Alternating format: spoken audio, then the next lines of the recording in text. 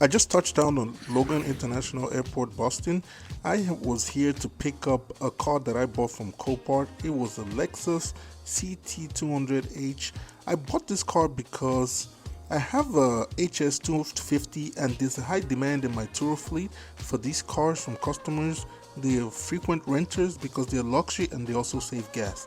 So as you can see, I just jumped in an Uber coming out of the airport. Uber driver was a very cool Dominican guy. He was very entrepreneurial. He had water, snacks, all kinds of stuff, chargers.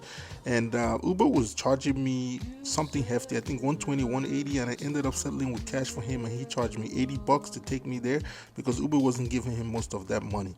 So he took me through the streets of Boston. Guys, when you set a price budget to buy a car, stick to your budget because at the end of the day, it will come around to bite you in the behind. So here we are approaching Copart. This car was already paid in advance, so I was just here strictly to pick up. And the account was already settled, so he put me right in front of the Copart office. I walked in there, got the paperwork needed, and had them pull the car out. However, this car was not everything that I planned for. Upon close inspection, the car was scratched around. It was like one of those toxic relationships. The car was scraped all around. Engine was no good, so they just abandoned it, right? So it was my loss. Eventually, I thought, okay, maybe I could take it back to Chicago. I could rehab it, do the things that I usually do a paint work, changing, but that didn't work out. Driving 100 miles, eventually car went kaput. State police came, helped me call a tow truck.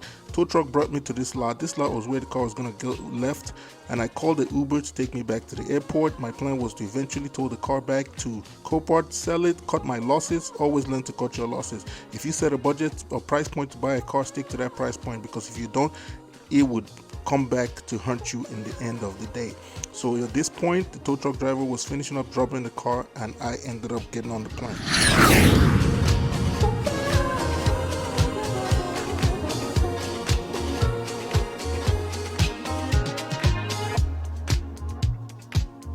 With these corporate cars, learn to cut your losses, okay? Don't stay on it because it's not worth your money. Here's the check that I got back.